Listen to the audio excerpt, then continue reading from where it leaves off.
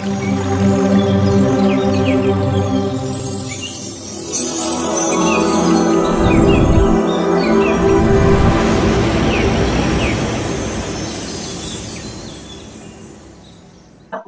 మనందరి గురువు గారైన బ్రహ్మర్షి పితామహ పత్రిజీ గారికి ఆత్మ ప్రణామాలు తెలియచేసుకుంటూ, మరి ఇంత చక్కటి అవకాశం నాకు కలిగించారు.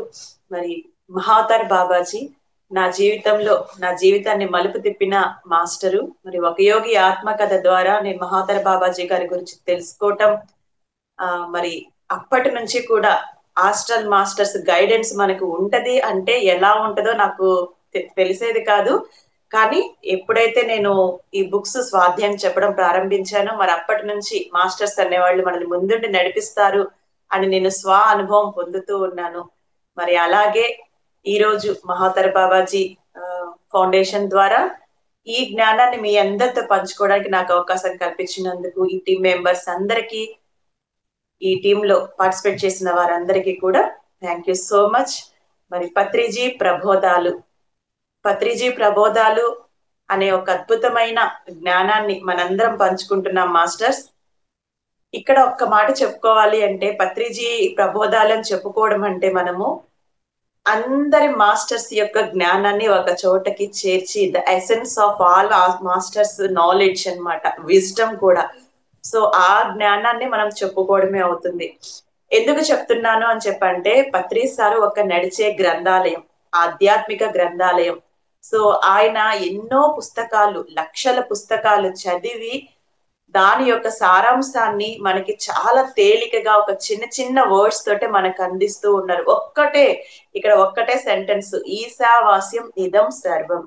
సో ఒక్క ఈ శ్లోకము ఎక్కడి నుంచి తీసుకున్నారంటే ఉపనిషత్తుల దగ్గర నుంచి, ఈశా ఉపనిషత్ అన్నమాట. సో ఈశావాస్యం ఇదం సర్వం యత్ కించ జగత్యాం జగం తేన తత్యేన భుంజీధ మా గృధ కస్య సిద్ధనం. సో ఈ ఒక్క 2 సెంటెన్స్ లోనే సమస్తము దాగి ఉంది.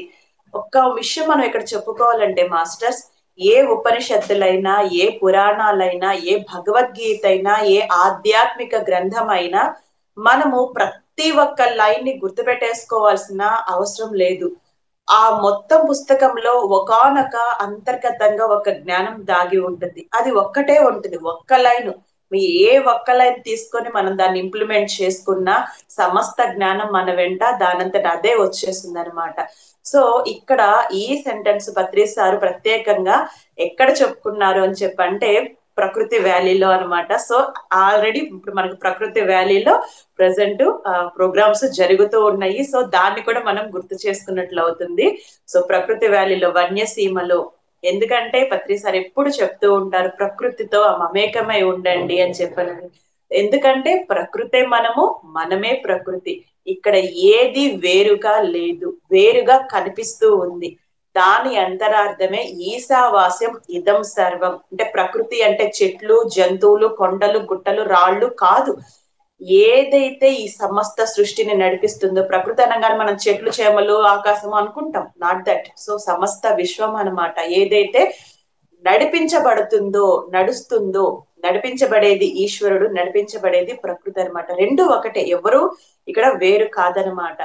ఈశావాస్యం ఇదం సర్వము అని చెప్పంటే, ఈ సమస్త సృష్టి అంతా కూడా వ్యాపించి ఉంది ఈశ్వర చైతన్యమే. అంటే ఫండమెంటల్ కాన్షియస్, మూల చైతన్యము. ఈ మూల చైతన్యమే సమస్త జగత్తు మొత్తము సర్వం వ్యాపించి ఉంది. ఈశావాస్యం, ఈశ్వరుడు. ఈశా అంటే ఈశుడు, అంటే పరమాత్మ. వాస్యం అంటే వ్యాపించి ఉంది. ఇదం సర్వం, ఏదైతే సమస్తము నిండి ఉందో ఆ సమస్తమంతా కూడా వ్యాపించి ఉంది ఆ ఈశ్వర చైతన్యమే. ఆ ఈశ్వర చైతన్యంలోనే నువ్వు ఉన్నావు, నేను ఉన్నాను, మన పిల్లలు, మన భర్తలు, మన కుటుంబము, మన సమాజము, మన ఇల్లు, లేకుంటే జంతువులో, చెట్లో, పుట్టలో, ప్రతి ఒక్కటి కాదు, భూమి కానీ, సమస్త గ్రహాలు కానీ, నక్షత్రాలు కానీ, ఏ లోకమైనా కానీ ఎక్కడ వ్యాపించి ఉంది ఈ సమస్త ఈశ్వర చైతన్యంలోనే. ఇప్పుడు నా దేహంలోకి వస్తే ఈ కన్ను నేను, ఈ చెయ్యి నేను, ఈ కాలు నేను, ఈ ఒక్కొక్క పార్ట్, ఈ చెవులు నేను అని చెప్పం కదా. నేను అంటే ఈ మొత్తం శరీరము. కానీ లోపల చూసినప్పుడు ఒక్కొక్క బాడీ పార్ట్స్ ఏ విధంగా అయితే ప్రత్యేకంగా కనిపిస్తూ ఉంటాయో, కనిపించడానికి ప్రత్యేకంగా కనిపిస్తున్నా అంతర్గతంలోకి వస్తే అది ఏమవుతుంది? అన్ని ఒక అణువుల సముదాయం. కొన్ని అణువులు కలిసి ఒక్కొక్క భాగంగా ఎలా ఏర్పడిందో, కొంత చైతన్యం కలిసి ఒక్కొక్క రూపంగా రూపాంతరం చెందింది. రూపాలు వేరు, అంతర్గతంగా అంతా ఒకటే. సో ఇక్కడ భగవంతుడు నిరాకారుడు అంటే ఏ ఆకారం లేనివాడు కాదు, అన్ని ఆకారాలు తానే ఉన్నవాడు. నిర్గుణుడు అంటే ఏ గుణాలు లేనివాడు కాదు, ప్రతి గుణాన్ని తనలో అధీనం చేసుకున్నవాడు. మనం అనుకుంటాము మనం ఎలా ఉండాలి అంటే ప్రేమతత్వంతో ఉండాలి, కరుణాతత్వంతో ఉండాలి, దయాతత్వంతో ఉండాలి, ఆ ఏకత్వంతో ఉండాలి అని చెప్పని. అంటే కోపం ఉండకూడదా, బాధ ఉండకూడదా, ద్వేషం ఉండకూడదా అంటే కాదు. అవన్నీ సపరేట్ చేశాము అని చెప్పంటే మన ఏకత్వంలోకి రాలేము. అన్నీ ఉండాలి, కోపం ఉండాలి, ద్వేషం ఉండాలి, అసూయ ఉండాలి, ప్రతి ఒక్కటి ఉండాలి. అదేంటి ఇలా చెప్తున్నారు? అసూయ ఉండాలా, ద్వేషం ఉండాలా, కోపం ఉండాలా అంటే ఉండాలి. ఎందుకోసం చెప్తున్నానని చెప్పంటే భగవంతుడిలో అంటే ఆ దేవుడిలో లేనిదేది జీవుడిలో ఉండదే. జీవుడిలో ఉన్నది అంటే ప్రతి ఒక్కటి ఆ దేవుడిలో కూడా ఉంటుంది. అయితే ప్రతి ఒక్కదాన్ని ఎలా వినియోగించుకోవాలంటే నిన్ను ఉద్ధరించుకుంటూ నీ చుట్టూ ఉండే ప్రపంచాన్ని ఉద్ధరించే విధంగా ఉండాలి. అర్జునుడు ఒక చోట అడుగుతాడు కృష్ణుణ్ణి భగవద్గీతలో, బావా అజ్ఞానంతో ఉన్నారు కదా వాళ్ళు, అంటే వాళ్ళకి తెలియదు కదా, తెలియకుండా వాళ్ళు తప్పు చేసినప్పుడు వాళ్ళని దండించడం సరి అయినదేనా అంటే, ఆ ఆత్మ సరి అయిన మార్గంలోకి రానప్పుడు, తన యొక్క స్థితిని తాను తెలుసుకోవాలన్నప్పుడు, భగవంతుడి వైపు తిరగనప్పుడు అలాంటి ఆత్మకు దండన విధించడం కూడా దయే అవుతుంది అని చెప్పనని. అంటే ఇక్కడ దండించడం కూడా దయే అవుతుంది. అరిషడ్ వర్గాలను కూడా మనం ఎలా వినియోగించుకోవాలి అంటే మన ఆత్మ ఎదుగుదలకి వినియోగించుకోవాలి. అలాగే మన చుట్టూ ఉండే ప్రపంచం యొక్క ఉద్ధరణ కోసం వినియోగించుకోవాలి. సో ఇక్కడ ఏకత్వము అని చెప్పి వచ్చినప్పుడు, సమస్తము అని వచ్చినప్పుడు, ఈ సమస్తంలోనే చీకటి ఉంది, వెలుగు ఉంది. అంటే ప్రతి చోట భగవంతుడే ఉన్నాడు.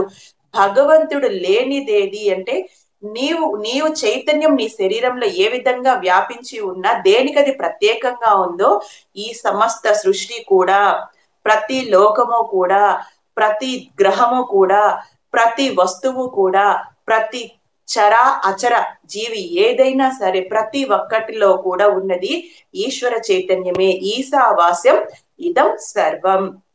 సో యత్కించ జగత్యాం జగం, ఏ కొంచెం ప్రపంచమైనా కూడా అది జగత్తులో భాగమే, ఈశ్వరుడిలోని భాగమే. యత్కించ, ఏ భగవంతుడు లేని అంటే మొత్తము సమస్తము ఆయనే వ్యాపించి ఉన్నాడు. నువ్వు ఎవరినైనా చూస్తున్నట్లంటే అది భగవంతుడు చూస్తున్నట్లే. నువ్వు ఎవరినైనా ద్వేషించడం అంటే భగవంతుడిని ద్వేషించినట్లే. నువ్వు ఎవరినైనా ప్రేమిస్తున్నావంటే ఆ భగవంతుడిని ప్రేమిస్తున్నట్లే. ఒక్కటి మనకి ఇక్కడ గుర్తుపెట్టుకోవాల్సింది ఒకటే మాస్టర్స్, సింపుల్ గా చెప్పేశాడనమాట. కృష్ణుడు ఒక మాట చెప్తాడు, మమాత్మ సర్వభూతాత్మ. నాలో ఏదైతే ఉందో ఈ సమస్త సృష్టిలోనూ అదే ఉంది. నా అంటే ఎక్కడ ఇది కృష్ణుడికి ఒకటే చెల్లింది కాదు, మనందరికీ కూడా చెల్లింది. ఇక్కడ మనం తెలుసుకోవాల్సింది ఇక్కడ ఎవరు వేరు కాదు. నా అంటే అందుకనే పత్రిసారు చూడండి, జంతువుని ప్రేమించమంటున్నారు, ప్రకృతిని ప్రేమించమంటున్నారు, కుండలెక్కమంటున్నారు. మొత్తంతో ఈ భూమి మీద ఏదైతే వ్యక్త స్వరూపం కనిపిస్తుందో ప్రతి ఒక్క దాంతో ఎందుకు కమ్యూనికేట్ అవ్వమంటున్నారు? మన సనాతన ధర్మంలో ఈ భగవంతుడు అంతటా వ్యాపించి ఉన్నాడు అని చెప్పడానికే మనము రాళ్లని పూజించాం, చెట్లని పూజించాం, జంతువుల్ని పూజించాం, పక్షులని పూజించాం, పాముల్ని పూజించాం, మానవ రూపంలో వచ్చిన ప్రతి ఒక్కరిని పూజించాము అంటే అక్కడ ప్రతి ఒక్క దాంట్లోనూ ఆ ఈశ్వర చైతన్యం ఉంది అనే భావనని మనలో క్రియేట్ చేయడానికి మనకు ఈ ఆచారాన్ని ఇచ్చారు. మనమేం చేసాము, పుట్టలో పాలు పోస్తాము, మన ఇంటికి పాము వస్తే కొట్టి చంపేస్తాము. ఆవుకైతేనేమో సద్దన్నం పెట్టేస్తాము, భగవంతుడికి అయితే పంచభక్ష పారాయణాలు పెట్టేస్తాం, ఎందుకంటే ఆ విగ్రహం తిందు కాబట్టి. ఎక్కడ చూపిస్తున్నావు నువ్వు ఏకత్వాన్ని? ఎక్కడ చూపిస్తున్నావు నువ్వు? ఆ చెట్లు కొట్టేస్తాము, అది చెట్లని పెంచాలంటే గుళ్ళోకి వెళ్ళి చెట్టుని పూజిస్తాము, ఎక్కడన్నా చెట్లు కొట్టేస్తూ ఉంటాము, చెట్లని పట్టించుకోము. సో ఇక్కడ ప్రతి ఒక్క దాంట్లోనూ ఆ ఈశ్వరుడు ఉన్నాడు, భగవంతుడు ఉన్నాడని చెప్పడమే మన సనాతన ధర్మము. ఆ ధర్మాన్ని మనం ఆచరింప చేయటం కోసంగా మనకి ఈ ఆచారాలు వచ్చాయి. కానీ మనం ఆచారాలు మాత్రమే పట్టుకున్నాం, అసలు సత్యాన్ని వదిలేసాం. సో మనం తెలుసుకోవాల్సింది ఏంది అని చెప్పంటే, కనిపించే దాన్ని కాదు, కనిపించిన సత్యాన్ని మనం తీసుకోవాలి. ఈ ప్రపంచంలో యా కించిత్ జగత్యాం జగం, ఈ ప్రపంచంలో భగవంతుడు లేనిదంటూ ఏదీ లేదు. బాబా ఒక మాట చెప్తాడు, బాబా ఒక మాట చెప్తాడు, మాలిన్యం, మలినం, మలినం అంటే మలినంలో ఉండే పురుగు ఉంటుంది కదా, ఆ పురుగుని సైతం నేను అని చెప్తాడు. అంటే చూడండి, ఆ అంటే ప్రతి ఒక్క దాంట్లోనూ ఈశ్వర చైతన్యం ఉంది అని చెప్పడానికి అక్కడ శుద్ధము అశుద్ధం అని కూడా లేదు. అశుద్ధంలో ఉండే పురుగుని కూడా నేను అని చెప్తాడు. అంత గొప్ప స్థితికి ఆ మనము మన అవగాహన పెంచుకోవాలన్నమాట. ఇక్కడ మనకి పత్రిసారి తెలియదు, ఇక్కడ ఏది కూడా ప్రత్యేకంగా లేదు, ప్రతి ఒక్క దాంట్లోనూ ఆ ఈశ్వర చైతన్యమే నిండి ఉంది. మరి తత్తే తేన తత్తేన భుంజీధ, ఇక్కడ నాది నాది అని అనుకుంటున్నావు కదా, అసలు నువ్వు తినే ఆహారం కూడా నీది కాదు నాయనా, నువ్వు తింటున్నావు అని ఇది నాది నాది అనే ఆలోచనతో తినకూడదు, నాది కాదు అనే ఆలోచనతో తినాలి. మనము మామూలుగా చెప్తుంటాం కదా, అన్నదాత సుఖీ భవ అనే పనంగానే అన్నము ఎవరు నాకు దాకా వచ్చింది అంటే రైతులు అని చెప్తాము. లేదా మన సొసైటీలో ఎవరైతే అన్నదానానికి డబ్బులు సహాయం చేశారో వాళ్ళు అని చెప్తాము. కానీ నీకు ఆహారం వస్తుంది అంటే, నీ దాకా ఒక ఆహారం వస్తుంది అంటే దాని వెనకాల ఎంత మంది ఉన్నారో తెలుసా? సమస్త ప్రకృతి ఉంది, సమస్త మానవ జాతి ఉంది, సమస్త జీవరాశి ఉంది, మొత్తం పంచభూతాలు ఉన్నాయి. ఇవన్నీ కూడా కలిసినప్పుడు మాత్రమే చెట్ల నుంచి ఒక ఆహారం బయటికి వస్తుందంటే దాంట్లో ఎన్నో క్రిమి కీటకాదుల యొక్క చైతన్యం కూడా దాగి ఉంటుంది, ప్రకృతి మొత్తం దాగి ఉంటుంది. సో అన్నదాత అని చెప్పినప్పుడు సమస్త జీవరాశికి, ఏ ఒక్క పండించిన వాడికో, అమ్మినోడుకో, వండినోడుకో, వడ్డించిన వాడికో కాదు, సమస్త జీవరాశి చైతన్యము కూడా అక్కడ కలిసి ఉంటుందన్నమాట. ఎందుకంటే మానవుల యొక్క ఆలోచన ద్వారా కూడా ప్రకృతి యాక్టివేట్ అవుతుంది అనమాట, ఎఫర్ట్ అవుతుంది. సో మనుషుల యొక్క ఈ భూమి మీద ఏదైనా నిజమైన పొల్యూషన్ ఉంది అంటే అది థాట్ పొల్యూషన్. సో ఆ ఆలోచన ద్వారానే ఈ సమస్త ఆ ప్రకృతి నిర్ణయింపబడుతుంది. కానీ ప్రకృతి తనని తాను ఎప్పుడూ జాగ్రత్త పరుచుకుంటుంది. ఎలా జాగ్రత్త పరుచుకుంటుంది? ప్రకృతి వైపరీత్యాల ద్వారా. ఎందుకు ప్రకృతి వైపరీత్యాలు వస్తున్నాయి? ఎందుకు కరోనా వస్తుంది? ఎందుకు రకరకాల పరిస్థితులు ఏర్పడుతున్నాయి అని చెప్పంటే ప్రకృతి తనని తాను క్లియర్ చేసుకోవడం అన్నమాట. సో ఒక ప్రకృతి వైపరీత్యం ఏర్పడుతుంది అంటే దానికి కారణం ప్రకృతి కాదు, థాట్ పొల్యూషన్. ప్రకృతి తనని తాను సిద్ధం చేసుకోవడానికి సునామీలు వస్తుంది, కరోనా వస్తుంది, అలాగే ప్రతి ఒక్కటి రావడానికి కారణము ప్రకృతి తనని దాన్ని క్లీన్ చేసుకోవడం అన్నమాట. సో ఎప్పుడైతే థాట్ పొల్యూషన్ తగ్గిపోతుందో అప్పుడు ప్రకృతి వైపరీత్యాలు తగ్గిపోతాయి. సో ప్రకృతి అంతలా ఎఫెక్ట్ చేస్తుంది అంటే మరి నీ ఆలోచన మనం తినే ఆహారాన్ని ఎఫెక్ట్ చేయదా? అందుకే పత్రిసారు ధ్యానులు వండిన ఆహారమే భుజించండి, ఎవరు వండిన ఆహారం పడితే వాళ్ళ వండిన ఆహారము ఎందుకు తీసుకోవద్దు, ఆహారానికి ఎందుకు అంత ప్రత్యేకత ఇస్తున్నారంటే ఆ ఆహారం, అది రైస్ ఒక్కటే కాదు, ఏదైనా సరే నువ్వు తీసుకునే ఏ ఆహారం అయినా ఆ పరబ్రహ్మ స్వరూపం. పరబ్రహ్మం అంటే సమస్తము, నువ్వు కనిపించే అలాగే కనిపించని ప్రతి ఒక్కటి కూడా కలిసి ఉంటుంది. ఆ పరబ్రహ్మాన్ని నువ్వు ఒక పదార్థ రూపంలో తీసుకుంటున్నావు. అందుకే అన్నము పరబ్రహ్మ స్వరూపము అంటారు. మరి ఆ పరబ్రహ్మంలో ప్రతి ఒక్కటి ఇమిడి ఉంది. సకల జీవరాశి, సమస్త ప్రకృతి, భూమాత చైతన్యము, మానవ చైతన్యము అన్ని ఇమిడి ఉంటాయి. ఇన్ని ఇమిడి ఉన్న దాంట్లో నువ్వు తీసుకునే ఆహారం నీది ఎలా అవుతుంది? నువ్వు తినే ఆహారమే, కానీ అది నీది కాదు, నాది కాదు, నాది కాదు అనే ఆలోచనతోటి మీరు ఆహారాన్ని స్వీకరించాలి. ఆబగా ఇది నాది, నాకే సొంతం, నాకే దక్కింది అని ఎవరు తినడానికి లేదు. అందుకే చెప్తారు, నువ్వు కొనుక్కున్నంత మాత్రాన, నీ చేతిలోకి వచ్చినంత మాత్రాన అది నీది అయిపోదు. తినే ప్రతి మెతుకు మీద వాళ్ళ పేరు రాసుంటుంది అని చెప్పంటే, ఒక్కోసారి నోటి దగ్గర పెట్టుకున్న ముద్ద కింద పడిపోతుంది. నీదే కదా ఆహారం, ఎందుకు తినలేకపోయావు, ఎందుకు కింద పడిపోయింది? లేకుండా నీ పిల్లలు తినేటానికి టక్కన వచ్చా నోట్లో పెట్టుకోబోయటానికి, టక్కన ఆ చేతి ముద్ద వాళ్ళ నోట్లో పెట్టేస్తాము. ఎందుకు వెళ్ళిపోయింది? నీదే కదా అంటే ఏది నీది కాదు. సో ప్రతి ఒక్కటి కూడా తినే ఆహారమే కాదు, నా బిడ్డలు, నా భర్త, నా భార్య, నా ఆస్తి, నా ఇల్లు అని ఏది కూడా నా అనేది ఈ భూమి మీద గాని ఈ సృష్టిలో కానీ ఏది లేదు. అది అందరిది. ప్రతి ఒక్కటి. ఆ పిల్లలు నీ ద్వారా భూమి మీదకి వచ్చారు. ఇక్కడ ఆ ప్రకృతి వ్యాలీలో సందేశం ఇచ్చింది. సో అక్కడ రామ లక్ష్మణులు కూడా మాట్లాడారంట పత్రిసారి మాట్లాడడానికి ముందు. సో వాళ్ళు చెప్పిన మాట, నా పిల్లలు నా పిల్లలు అంటావయ్యా, ఎవరు నీ పిల్లలు? నా ఇల్లు నా ఇల్లు అంటావు, ఏది నీ ఇల్లు అని చెప్పినని వాళ్ళు సందేశం ఇచ్చారంట.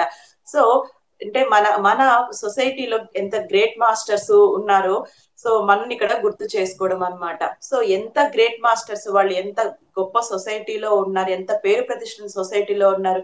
అలాంటి వాళ్ళే ఇది నాది కాదు అని చెప్తున్నారు అని చెప్పంటే, మనం మటుకు ఇది నా ఇల్లు, నా కుటుంబం, నా జీవితం. నీ జీవితం నీది కాదు, నీ శరీరం నీది కాదు, నీ పిల్లలు, నీ శరీరమే నీది కాదు.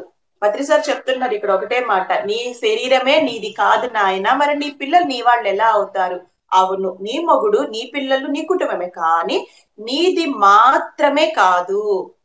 నీది మాత్రమే కాదు. శరీరం ఎలా తయారయ్యింది? ప్రకృతి శక్తులతో తయారైంది. మనసు ఎలా తయారైంది? ఈ సమాజము ఏదైతే నేర్పిస్తుందో ఆ యొక్క సమాజం యొక్క జ్ఞానంతో మనసు తయారైంది. అందుకే ఎప్పుడు బయట ఉంటది మనసు. మన బుద్ధి ఎలా తయారైంది?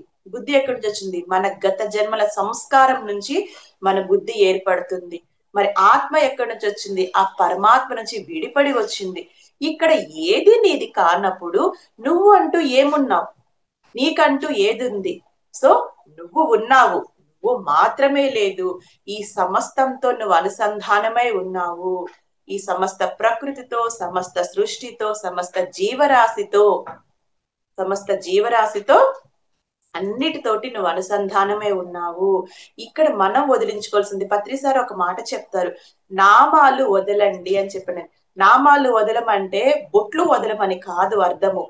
నేను నాది, మేము మాది. మనం అంతే కదా, నా ఇల్లు, నా కుటుంబం, నా పిల్లలు, నా ఆస్తి, మా కులం, మా రాష్ట్రం, మా దేశం, మా జాతి, మా బంధువులు, నా మా ఈ రెండింటిలోనే స్ట్రక్ అయిపోతున్నాం. అలా కాకుండా నువ్వెక్కడికి వెళ్ళాలంటే నీ చైతన్యాన్ని లిమిటెడ్ నుంచి అన్లిమిటెడ్ కి పెంచుకోవాలి. You are eternal being, not this body. మనమందరము అనంతమైన చైతన్యం. ఆ అనంతమైన చైతన్యంలోంచి ఒక భాగంగా విడివడి ఎన్నో అనుభవాలు పొందటానికి ఈ భూమి మీదకి మనకే మనం వచ్చాము. అలాగే మన పిల్లలు కూడా వాళ్ళ యొక్క ప్రణాళిక ప్రకారము మనల్ని ఎంచుకొని భూమి మీదకి వచ్చారు. అంతేకాని వాళ్ళు నా పిల్లలు కాదు, నువ్వు వాళ్ళని పెంచాలి, నిన్ను నమ్మి భూమి మీదకి వచ్చారు, వాళ్ళని పెంచడం నీ బాధ్యత, మంచి చెడు నేర్పించడం నీ బాధ్యత. అంతేకాని వాళ్ళ మీద అధికారం చెలాయించే నీ హక్కు నీకు లేదు. నీ జీవితం మీద, నీ శరీరం మీద నీకు హక్కు లేదు. నా శరీరం నాకు కావాల్సినట్టు ఉంటుందే? దానికి ఇవ్వాల్సింది ఇచ్చినప్పుడు ఉంటుంది. నీకు నచ్చినట్టు ఉంటే నీ శరీరమే నీ చెప్పిన మాట వినదు. మరి ఎలా ఉండాలి? ఎటా ఉండాలి? సో ఎప్పుడు కూడా ఈ సమస్త సృష్టిలో నేను ఒక భాగాన్ని అనే భావంతో ఉండాలి తప్ప నేను ప్రత్యేకమని ఎప్పుడు ఉండకూడదు. సో ఈశావాస్యం ఇదం సర్వం యత్కించ జగత్యాం జగం తేన తత్యేన భుంజీధ. తేన తత్యేన అంటే ఇది నాది కాదు, నాది కాదు అని భుజించాలంట ఆహారాన్ని. నాది కాదు, నా వాళ్ళు కాదు అనే భావనతోటి ఉండాలంట ప్రతి ఒక్కళ్ళతోటి. తేన తత్తేనంట వదలటం. వదలండి, ఇది నాది అనే భావన వదలండి. భుజించమంటే ఆహారం ఒకటే కాదు, ప్రతి ఒక్కదాన్ని స్వీకరించడం. దేన్ని ఎలా స్వీకరిస్తారు? నాది కాదనే భావంతోనే స్వీకరించండి. మా గృధ మా కృధ కన్య స్విద్ధనం, మా గృధ కస్య స్విద్ధనం. మా గృధ కస్య స్విద్ధనం అంటే నీదే నీది కానప్పుడు పక్కవాడిది నీది ఎలా అవుతుంది? సో పక్క వాళ్ళ ధనాన్ని దోచుకోవద్దు. మా గృహ కస్య స్విద్ధనం. సో పక్క వాళ్ళ ధనాన్ని లాక్కోవద్దు, దాన్ని తస్కరించద్దు. అలాగే వృధా కూడా చెయ్యొద్దు. ధనాన్నే కాదు, వాళ్ళ సమయాన్ని కూడా వృధా చెయ్యకూడదు. సో పక్క వాళ్ళ జీవితంలో వేలు పెట్టకూడదు. పక్క వాళ్ళ జీవితంలో వేలు పెట్టకూడదంటే ఏం చెప్పకూడదా అని కాదు అర్థము. చెప్పాలి. నీకు తెలిసిన సత్యాన్ని ఖచ్చితంగా ప్రతి ఒక్కరికి చెప్పాలి. ఒకటికి 2 సార్లు చెప్పాలి, 3 సార్లు చెప్పాలి. కానీ ఇంటర్ఫీర్ అవ్వద్దు, ఇన్వాల్వ్ అవ్వద్దు. అక్కడికి వెళ్ళిపోయి గెలికేయకూడదు అనమాట. సో అది ఎవరి విషయంలో అయినా సరే, పిల్లల విషయంలో అయినా సరే, భర్త విషయంలో అయినా సరే, భార్య విషయంలో అయినా సరే, మన బంధువులు స్నేహితుల విషయంలో అయినా సరే, ఎంతవరకు చెప్పాలో అంతవరకే చెప్పాలి. కానీ చెప్పి వదిలేయాలి. ఇలా చేస్తే ఇలా ఉంటుంది, ఇలా చేస్తే ఇలా ఉంటుంది అంతే తప్పించి బలవంతంగా రుద్దడము మన అభిప్రాయాలని, అరే ధ్యానం చేయరా, ధ్యానం చేస్తే అద్భుతంగా ఉంటావు అని బలవంతంగా వాళ్ళని కూర్చోపెట్టడము, ఆ పనులు చేయకూడదు. ధ్యానం చేస్తే ఎంత అద్భుతంగా ఉంటుందో వాళ్ళకి చెప్పాలి. ధ్యానం చేస్తే ఎంత అద్భుతమైన ఫలితాలు పొందుతావో చెప్పాలి. అవసరమైతే 1-2 సార్లు కూర్చోబెట్టాలి. కానీ వాళ్ళు వద్దు అన్నప్పుడు బలవంతంగా కూర్చోబెట్టకూడదు. నువ్వు శరీరాన్ని కూర్చోబెడతావు కానీ వాళ్ళ మైండ్ ని కూర్చోబెట్టలేవు కదా. వాళ్ళ మైండ్ ని వాళ్లే కూర్చోబెట్టలేరు, మనం ఎలా కూర్చోబెట్టగలుగుతాము? సో కళ్ళు మూసుకొని కూర్చోబెట్టడము ధ్యానం కాదు. వాళ్ళ అవగాహన కలిగించి వాళ్ళకి ధ్యానం చేస్తే ఎంత అద్భుతంగా ఉంటుందో చెప్పడం కంటే మనం ఆచరించి చూపించాలి. సో చెప్పినప్పుడు చాలా సందర్భాల్లో అర్థం కాదు, కానీ మనం చెప్పనప్పుడు వాళ్ళకి అర్థమవుద్ది. ఎప్పుడంటే మనం చేసే పనులను బట్టి. సో మనం ఎప్పుడైతే ఆచరించి చూపిస్తామో ఆటోమేటిక్ గా వాళ్ళు దాన్ని అర్థం చేసుకోగలుగుతారు. సో తేనె తక్తేన గుంజీధా, నీది కాదు అనుకుంటూ ఎలా జీవిస్తావో అలాగే పక్కన వాళ్ళది వాళ్ళు కూడా మన వాళ్ళలో ఇంటర్ఫేర్ అవ్వకూడదు. సో వాళ్ళ సమయాన్ని మనం లాక్కోకూడదు. నీది కానప్పుడు పక్క వాళ్ళది నీది అసలు కాదు. సో వాళ్ళ సమయాన్ని కానీ వాళ్ళ ఆహారాన్ని కానీ వాళ్ళ జీవితాన్ని కానీ మనకి ఎలాంటి సంబంధం లేదు. వాళ్ళ జీవితంతో కూడా మనకి సంబంధం లేదు. మా గృహ కస్య స్విద్ధనం అంటే పక్క వాళ్ళ జీవితంలో ఎంటర్ అవ్వడానికి నీకు ఎట్టి అధికారము లేదు. దేవుడిచ్చిన పిల్లలు, దేవుడిచ్చిన శరీరం, దేవుడిచ్చిన పిల్లలు, దేవుడిచ్చిన శరీరం, దేవుడిచ్చిన జీవితం ఇది భగవంతుడిచ్చింది. కాబట్టి ఆ ఆ దృక్పథంతో ఎప్పుడు మనం ఉండాలి. అరే పిల్లలు చెప్పిన మాట వినకపోతే వీళ్ళు ఏమైపోతారు, నువ్వెవరు అసలు వాళ్ళ జీవితం ఏమైపోతుందని బాధపడటానికి? నీ గురించి నువ్వు ఆలోచించు, నీ ధర్మాన్ని నువ్వు పాటించు. ఒక తల్లిగా, తండ్రిగా, ఒక ఈ భూమి మీద మానవుడిగా నీ ధర్మాన్ని నువ్వు పాటించు. కానీ ఏమైపోతారో, ఎలా అయిపోతారో అనే దిగులు మాత్రం మనకు ఉండకూడదు. ఇది నేనైతే సాధన చేశాను మాస్టర్. సాధన చేసి దాదాపు ఆ స్థితిలోనే ఉన్నాను. మా పిల్లలకి నేను అన్ని చెప్తాను. అమ్మ ఇలా ఉంటే ఇలా అవుతుంది, ఇలా ఉంటే ఇలా అవుతుంది అని చెప్తాను. కానీ నిర్ణయం మీదే, ఎలా ఉండాలని నిర్ణయం మీదే అని వాళ్ళకు వదిలేస్తాను. ఒక్కొక్కసారి పడుతుంటారు, పడినప్పుడు మళ్ళీ గుర్తు చేస్తా. ఇది నీ జీవితం బాబా, నేను చెప్పడం వరకే నేను చేయగలను. బలవంతంగా నేను కూర్చోబెట్టి నేను రుద్దలేను కదా. బలవంతంగా కూర్చోబెట్టి బలవంతంగా చేశాను అంటే వాళ్ళకి నాకు మధ్య డిస్టెన్స్ ఏర్పడుతుంది. సో అది ఎంత ఎంత మాత్రము అక్కడ మన గౌరవాన్ని మనం కోల్పోతాం. పైకి వాళ్ళని గౌరవించవచ్చు, కానీ ఇండైరెక్ట్ గా మనల్ని అబ్బా అమ్మ ఎప్పుడు నసపెడతా ఉంటుంది, అసలు అది రానివ్వకూడదు. మన మాటకి ఎప్పుడు గౌరవం ఉండాలి. సో నేను అలా చెప్తూ నేను కొంచెం ఏది నేర్చుకుంటానో దాన్ని మాక్సిమం నేను ఆచరిస్తాను. అది నేను ఎన్నిసార్లు ఒకవేళ ఓడిపోవచ్చు కాగా 1% అయినా నేను గెలవచ్చు కాగా, నేను ఏదైతే తెలుసుకుంటానో దాన్ని నేను ఆచరణలోనే మాక్సిమం పెడుతూ ఉంటాను. చాలా విషయాల్లో నన్ను నేను ఎన్నో విషయాలు మార్చుకున్నాను. బిఫోర్ మెడిటేషన్, ఆఫ్టర్ మెడిటేషన్ చూస్తే నేను కంప్లీట్ డిఫరెంట్ అని చూసిన వాళ్ళే చెప్తారనమాట. ఎందుకు చెప్తున్నా నేను చెప్పాల్సిన అవసరం లేదు. నేను ఇది అని మనం ఎవరికి చెప్పాల్సిన అవసరం లే. మనము ఏమి నేర్చుకున్నామో దాన్ని ఎప్పుడైతే ఆచరణలో పెడుతూ ఉంటామో నీ మాటకి కూడా ఎనర్జీ వస్తుంది. సో ఎంతో మంది మాస్టర్స్ మనం చెబితే వినని వాళ్ళు పత్రి సార్ ఒక్క మాట చెప్పగానే ఎందుకు దాన్ని ఆచరిస్తున్నారు? ఎంతో మంది, కొన్ని లక్షల మంది ఎందుకు శాకాహారులు అయ్యారు? ఎందుకంటే ఆ ఆత్మ, ఆ యొక్క చైతన్యంతో కనెక్ట్ అయి ఉంది. పత్రి సారు తన మూల చైతన్యంతో కనెక్ట్ అయిపోయి ఉన్నారు. ఎక్కడి నుంచి నీ మాట వస్తుందో ఎదుటి వాళ్ళకి వెళ్ళడం అక్కడికే వెళ్తుంది. నువ్వు నోటితో మాట చెప్పావనుకో వాళ్ళ చెవులు దాకే వెళ్తుంది. నువ్వు మనసుతో మాట చెప్పావనుకో వాళ్ళ మనసులోకి వెళ్తుంది. నువ్వు ఎప్పుడైతే ఆత్మతో కనెక్ట్ చెప్పావు అనుకో, వాళ్ళ ఆత్మ చైతన్యంలోకి అది చేరిపోతుంది. సో పత్రిసారు మాట ఎందుకు ఇంత లక్షల కోట్ల మంది ఆచరిస్తున్నారని చెప్పంటే, ఆయన చైతన్యం అంతలా ఎక్స్పాండ్ అయ్యింది. మన మాట ఎందుకు ఎవరైనా వినకపోతున్నారు అంటే, లోపం వాళ్ళల్లో లేదు, మనలోనే ఉంది. మనల్ని మనం సరి చేసుకోవాల్సింది, ఎక్కడో మనలోనే బ్లాక్ ఏర్పడుతుందని మనం అర్థం చేసుకోవాలి. సో ఏది నా జీవితము నాది కాదు. సో ఎవడి జీవితము నువ్వు ఎంటర్ అవ్వడానికి లేదు. అట్ ది సేమ్ టైం నీ జీవితం కూడా నీది కాదు, నా జీవితం అందరిది. నేను అందరి కోసము, అంటే నా కోసము, నేను అంటే నేను ఒక్కటి కాదు కదా, నేను అంటే స్వాతి ఒక్కటి కాదు కదా. నేను అన్నప్పుడు మనము ఎక్కడికి వెళ్ళాలంటే, నేను ఆ చైతన్యంలో ఒకానొక భాగాన్ని. సో చైతన్యం అనేది ఎక్కడ స్ట్రక్ అవుతుంది? అవ్వదు, ఇందులో ఉన్నట్లే ఉంటుంది. ఇది భౌతిక దేహము, కానీ నువ్వు ఎన్నో దేహాలతో ఉన్నావు. మరి నీ యొక్క ఏడవ శరీరము ఈ సమస్తం సృష్టి అంతా వ్యాపించి ఉన్నప్పుడు, అప్పుడు నువ్వు ప్రత్యేకం ఎలా అవుతావు? నువ్వు ఏ భూమికో సంబంధించిన దాన్ని వెళ్ళవవుతావు, ఏ గ్రహానికో సంబంధించిన దానివి, ఏ సౌర కుటుంబానికో, ఏ నక్షత్ర మండలానికో కాదు కదా. ఈ సమస్త సృష్టి అంతా వ్యాపించి ఉన్న చైతన్య పదార్థానివి. అంటే భగవంతుడిలో ఒక భాగం నువ్వు. నా బాడీలో ఒక ఆర్గాను మొత్తం శరీరాన్ని ఎలా అయితే కంట్రోల్ చేస్తుంది, ఎలా దాని యొక్క ఫంక్షనింగ్ ప్రతి శరీరం మొత్తాన్ని కంట్రోలింగ్ లో ఉంటుంది కదా. ఏ ఒక్క బాడీ పార్ట్ ఏమన్నా అయితే దాని ప్రభావం మొత్తం శరీరం మీద ఎలా పడుతుందో, ఏ ఒక్క బాడీ పార్ట్ తన ఫంక్షన్ కరెక్ట్ గా చేస్తే మొత్తం శరీరం అంతా ఎలా స్పందిస్తుందో, నీ యొక్క చైతన్యము అంటే నువ్వు భగవంతుల భాగమే. నీ యొక్క చైతన్యము కూడా నువ్వు సంకల్పించకపోయినా, నువ్వు ఉద్దేశపూర్వకంగా చేయకపోయినా ఈ సమస్త సృష్టిని కూడా నడిపిస్తుంది. అంటే ఆ ఈశ్వరుడిలో ఏదైతే ఉందో అది నువ్వే, నీవే. అంటే మమాత్మ సర్వభూతాత్మ అహం పరబ్రహ్మ, నేను ఆ పరబ్రహ్మాని. నువ్వు ఎప్పుడైతే ఈ భావం పెట్టుకుంటావో అప్పుడు నీ చేతని సమస్త సృష్టి అంతా వ్యాపిస్తుంది. నువ్వు దుఃఖంతో ఉన్నావా, సమస్త సృష్టి అంతా దుఃఖంతో ఉంటుంది. నువ్వు ఆనందంగా ఉన్నావా, సమస్త సృష్టి ఆనందంగా ఉంటుంది. కృష్ణుడు ఒక మాట చెప్తాడు, ఈ సృష్టిలో ఏ ఒక్క జీవి దుఃఖంతో ఉన్నా సమస్త జీవజాతి దుఃఖంతో ఉంటుంది.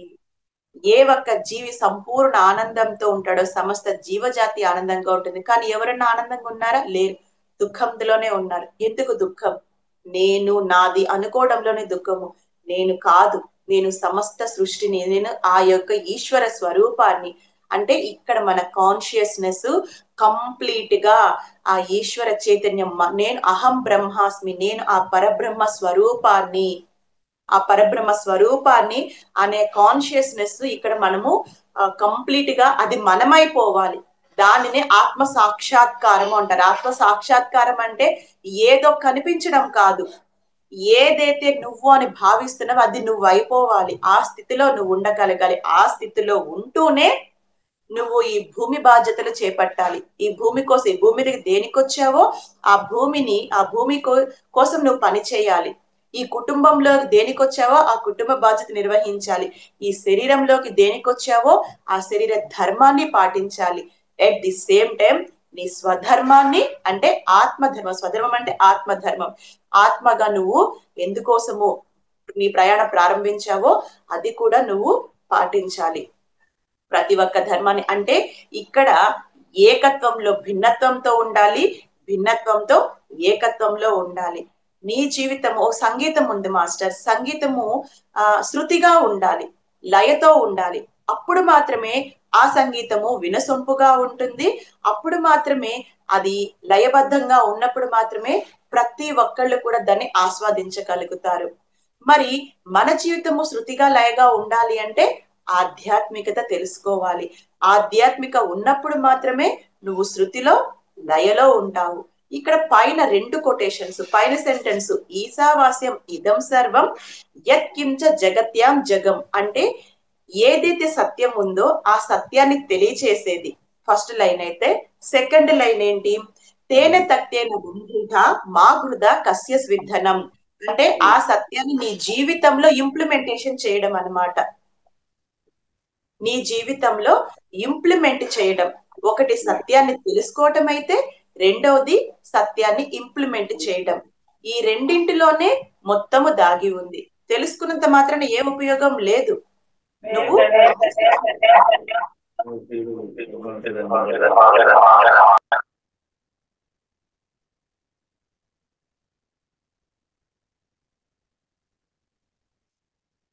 సో ఇక్కడ పత్రి సార్ ఏం చెప్తున్నారు, ఈ రెండు నేర్చుకోండి, ఈ రెండింటిని పాటించండి. ఒకటి సత్యాన్ని తెలుసుకోండి, రెండు ఆ సత్యాన్ని ఆచరించండి. అంతే, ఇంకేం లేదు. రెండు లైన్లోనే మొత్తం సత్యం ఉంది, మొత్తం సారాంశం ఉంది అనమాట. సారాంశం ఉంది. మొదటి లైన్ లో సత్యం ఉంది, నువ్వు ఎలా ఉండాలి, రెండోది ఏం చెయ్యాలి.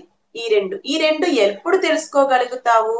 ఆధ్యాత్మికతలోకి వచ్చినప్పుడు మాత్రమే, జ్ఞానం ద్వారా మాత్రమే తెలుసుకోగలుగుతావు. అంటే మనకు ఉన్నదల్లా రెండే, ధ్యానము, జ్ఞానము. ధ్యానం చేయడము, జ్ఞానాన్ని పొందడం. మరి ఎలా జ్ఞానాన్ని? స్వాధ్యాయం ద్వారా, సజ్జన సాంగత్యం ద్వారా, పుస్తకాలు చదవటం ద్వారా. సో పుస్తకాలు చదవాలి. ప్రతి ఒక్క పుస్తకము కూడా మనకి ఈ సత్యాన్ని తెలియచేస్తుంది. అందుకే పుస్తకము హస్తభూషణము అంటారు. పత్రి సారు ఆయన జీవితంలో లక్షల పుస్తకాలు ఎలా చదివేవారంటే, పత్రి సారు ఒకటే చేసిండు. ఆయన ఉద్యోగం చేస్తున్నప్పుడు కూడా ఆయన జీతము 5,000. 5,000లో 2,500 కుటుంబానికి ఇచ్చేసి మిగతా 2,500 పుస్తకాలు కొనేసేవాళ్ళు. ఎలా కొనేవాళ్ళు? తక్కువ రేట్లో ఎక్కువ పుస్తకాలు రావడం కోసంగా సెకండ్ హ్యాండ్ బుక్స్ ఎక్కడైతే అమ్ముతారో అక్కడికి ఆదివారము సైకిల్ వేసుకొని, బండి వేసుకొని, పెద్ద సంచి తీసుకొని వెళ్ళిపోతారంట. వెళ్ళిపోయి ఆ పుస్తకాలు మొత్తం కొనేసి ఆ పుస్తకాలు మొత్తము చదివేస్తారు. చాలా తొందరగా చదివేస్తారంటే పత్రి సార్. ఎందుకంటే ఆయన ఎలా ఉన్నాడు, మనసుని ఖాళీ చేసుకొని సోల్ తో కనెక్టివిటీ అయి ఉన్నాడు. సో ఆయన చెప్తున్నాడు, ఏ పుస్తకమైనా నేను చాలా తొందరగా చదివేస్తాను. అలాగే ఆ పుస్తకంలో జ్ఞానాన్ని నేను పూర్తిగా నాలోకి గ్రాస్పింగ్ చేసుకుంటాను, గ్రహించేస్తాను. ఆ చదివేసి గ్రాస్పింగ్ చేసుకుని నేను ఇంప్లిమెంట్ చేస్తూ ఉంటాను. తెలుసుకోవడం, ఆచరించడం ఈ రెండే ఉంది. ఆచరించడం లేనప్పుడు ఎంత తెలుసుకున్నా ఉపయోగం లేదు. మరి ఆచరించాలంటే తెలుసుకోక తప్పదు. తెలుసుకోవాలంటే పుస్తకాలు చదవాలి, సజ్జన సాంగత్యం చేయాలి. సో పుస్తకాలు అనేది చదవటము తప్పనిసరి. సో పుస్తకాలు చదవడం కోసంగా పత్రి సారు అంత కష్టపడే వాళ్ళంట. అయితే అంత పుస్తకాలు చదువుకొని ఏం చేస్తారు తెలుసా పత్రి సారు? ఆ పుస్తకాలు మళ్ళీ తన దగ్గర ఉండించుకోరు. చూడండి, ఆ జ్ఞానాన్ని తీసుకున్నాడు, కానీ ఆ వస్తువుని తన దగ్గర ఉండించుకోలేదు. నాకు మొదటి ఎవరైతే కనిపిస్తారో వాళ్ళకి ఆ పుస్తకాన్ని ఇచ్చేస్తారంట. పుస్తకం వాళ్ళ దగ్గర వాళ్ళు ఇస్తే తీసుకుంటారు, లేకపోతే లేదు. ఇచ్చిన ఆ డబ్బులు మరో పుస్తకం కొనడానికి వినియోగించేవాళ్ళు.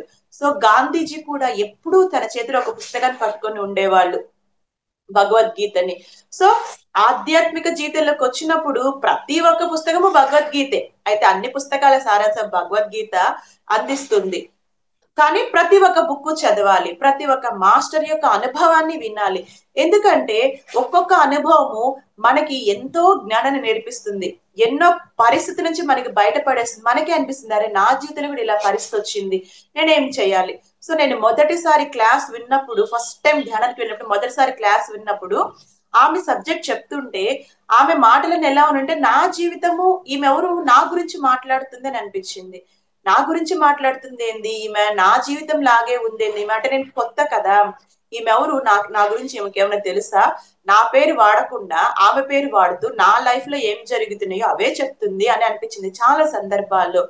సో అప్పుడు నేను తెలుసుకున్నాను, ఆమె ఆ పరిస్థితిలో నుంచి ధ్యానం చేసి తన జీవితాన్ని ఎలా మార్చుకుందో విన్న తర్వాత ఆమెకి సాధ్యమైంది, నాకెందుకు సాధ్యం కాదు, నేను కూడా ఈ పని చెయ్యగలను అని నేను సంకల్పం చేసుకున్నాను. అది సంకల్పం అని కూడా నాకు తెలీదు, నేను అనుకున్నాను. సో నేను కూడా ధ్యానం చేస్తాను, నేను కూడా నా జీవితాన్ని అద్భుతంగా మార్చుకుంటాను అని. సో అప్పటి వరకు మా హస్బెండ్ ఏ మాట చెప్తే ఆ మాట వినేదాన్ని, ఒక మాట కూడా కాదు కూడదు అనేదాన్ని కాదు. కానీ ఎప్పుడైతే ఆ రోజు ఆ క్లాస్ విన్నానో అప్పుడు నేను సంకల్పించుకున్నా, నా జీవితం, నా సంతోషం నా చేతుల్లోనే ఉంది. నేను ఒక దుఃఖపడుతున్నానంటే, బాధపడుతున్నానంటే కారణము నేనే అని. కానీ అది ఒప్పుకోవడానికి సమయం పట్టింది. ఒప్పుకోవడానికి సమయం పట్టింది, ఆచరించడానికి ఇంకా సమయం పట్టింది. అయినా కానీ నేను ఎక్కడా వదిలిపెట్టలా, వెనకడుగు వేయలేదు. ఆ ఆ ఏదైతే నేను ఆ మేడం దగ్గర నుంచి విన్నానో నాకు కూడా మారుద్ది, ఆమెకి మారింది, నాకెందుకు మారదు? అది తెలుసుకున్నా అనమాట. ఆ తర్వాత పత్రిసారి చెప్పారు, ఒకరికి సాధ్యమైందంటే నీకెందుకు సాధ్యం కాదు? మనం అంటాము రాముడు గ్రేట్, కృష్ణుడు గ్రేట్, ఆయన సాక్షాత్తు విష్ణుమూర్తి కాబట్టి అన్ని పరిస్థితులు తట్టుకొని నిలబడ్డాడు. మరి నువ్వెవరు? నువ్వెక్కడి నుంచి వచ్చావు? నువ్వేమి ప్రత్యేకంగా రాలేదు కదా, నువ్వు కూడా మూల చైతన్యంలో ఒక భాగానివే కదా, నువ్వు కూడా ఆ ఈశ్వర చైతన్యంలో ఒకానొక భాగానివే కదా. వాళ్ళు కూడా మనలాగే భూమి మీద జన్మ తీసుకొని ఆ జీవితాల నుంచి అనుభవాలు పొంది జ్ఞానాన్ని తీసుకొని వాళ్ళు ఆ స్థాయికి ఎదిగారు. నీకు ఈ జన్మలో సాధ్యం కాకపోవచ్చు, మళ్ళీ అవుతుంది, ఎప్పటికైనా అవ్వకుండా అవ్వదు కదా.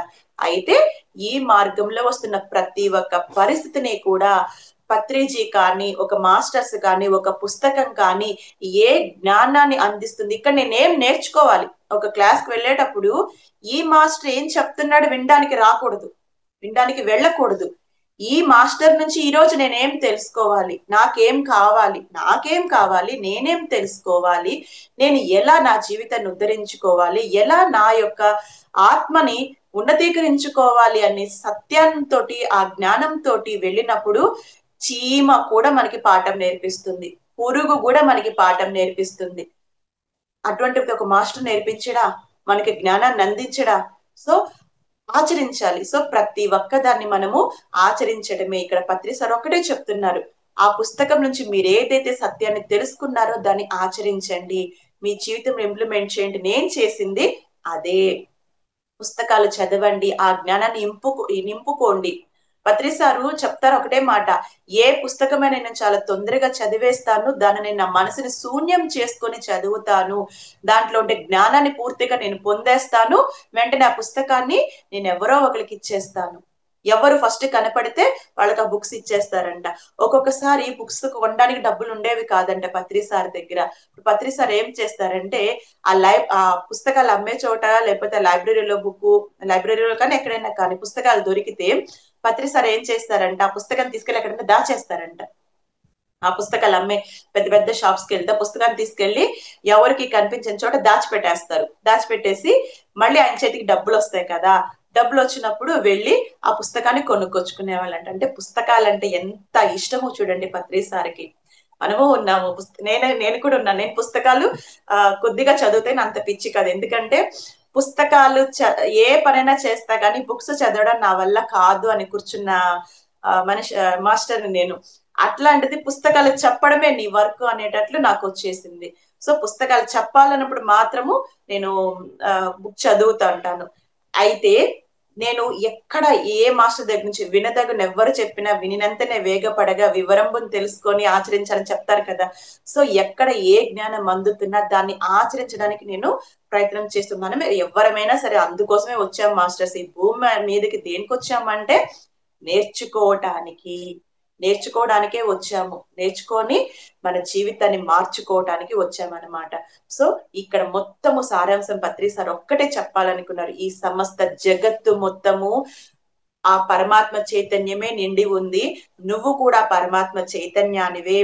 ఆ స్పృహతోటి ఉంటూ ఏ ఒక్కరిని కూడా, ఏ ఒక్కదాన్ని కూడా నీది నాది మేము మాది అనేది కాకుండా అందరూ కూడా సమానంగా ఉండాలి, నాది కాదు అంటూ స్వీకరించాలి. దేన్నైనా ఎలా అనుభవించాలి, చక్కగా అనుభవించు, అన్నిటిని అనుభవించు, కానీ నాది కాదు, ఇది నాది కాదు, ఈ క్షణం ఇలా ఉంది, రేపు ఎలా ఉంటుందో, ఎలా ఉన్నా కూడా ఆనందించాలన్నమాట. ఈ మధ్య ఒక బుక్ చదివాను, 40 మాస్టర్స్ 40 మెసేజెస్ లో ఈశ్వరుడు చెప్తున్నాడు, శివుడు చెప్తున్నాడు ఒక మాట, భోగిగా ఉంటూ పరిపూర్ణంగా జీవితాన్ని ఆనందిస్తూ యోగివి కావాలి అని చెప్పినని. అంటే ప్రతి ఒక్కదాన్ని సంపూర్ణంగా అనుభవించాలి, కానీ తటస్థంగా ఉండాలి. దీనికి సింపుల్ మాట, సూక్ష్మంలోనే మోక్షం ఉంది, ఎక్కడో పెద్ద పెద్ద వర్డ్స్ అవసరం లేదు. తామరాకు మీద నీటి బొట్టు.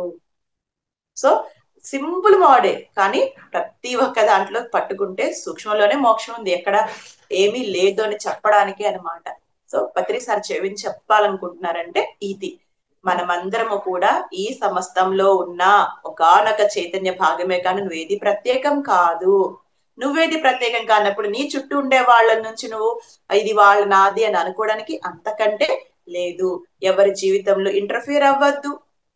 నీ శరీరమే నీది అనుకొని వద్దు, సమస్తంతో ఉండు. ఆ చైతన్యం అనేది సో లిమిటెడ్ నుంచి అన్లిమిటెడ్ కి వెళ్ళు. కాన్షియస్ నుంచి ఫండమెంటల్ కాన్షియస్ మూల చైతన్యానికి వెళ్ళు అని చెప్తున్నారు పత్రి సార్. సో ఇంత అద్భుతమైన జ్ఞానాన్ని మనకి పత్రి సార్ ఎక్కడ పంచారంటే ఆ అరకు వ్యాలీ ప్రోగ్రామ్ లో మనకు అందించడం జరిగింది. పత్రి సార్ ఒకటే చెప్తున్నారు, ఎన్ని ఎన్ని మీ జీవితంలో ఎప్పుడు కూడా నేర్చుకుంటూనే ఉండండి, దాన్ని ఆచరిస్తూనే ఉండండి అని చెప్పినని. సో ఈశావాస్యం ఇదం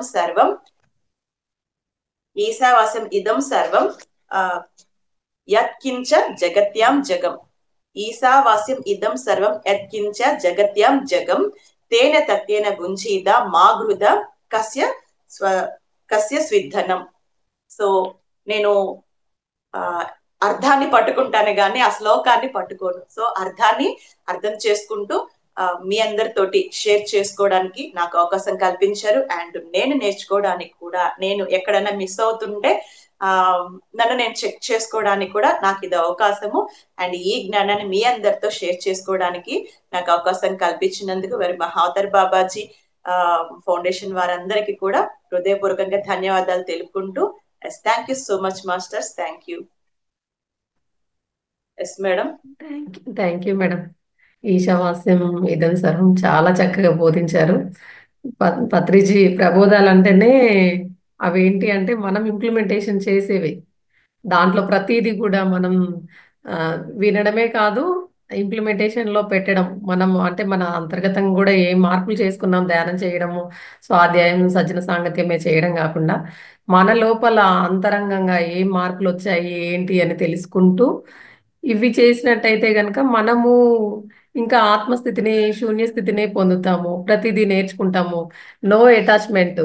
ఎవరితో ఏ విషయంలో అంటే మనుషులనే కాదు, వస్తువులు, పరిస్థితులు దేనితో కూడా అటాచ్మెంట్ లో లేకుండా డిటాచ్మెంట్ లో ఉండడం మేడం. నో అటాచ్మెంట్ లో ఉండాలి, నో డిటాచ్మెంట్ లో కూడా ఉండాలి. అవును అవును మేడం, అంతే మేడం. చాలా చక్కగా వివరించారు. అయితే ఒక 5 to 10 minutes క్వశ్చన్ ఆన్సర్స్ ఉంటాయి మేడం, మాట్లాడతారు. అన్మ్యూట్ చేసుకొని మాట్లాడండి మాస్టర్స్. మేడం చెప్పిన దానిపైన ఏమైనా డౌట్ ఉన్నా, లేదంటే ఇంకా మీరు ఏమైనా తెలుసుకోవాలి, ధ్యానం చేస్తుంటే ధ్యాన అనుభవాలు ఎలా ఉన్నాయి, ధ్యానంలో కొత్తగా వచ్చిన కరెక్ట్ గా చేస్తున్నామా లేదా అనే డౌట్స్ కూడా ఉంటాయి కదా. అన్మ్యూట్ చేసుకొని మాట్లాడండి మాస్టర్స్, 1 by 1.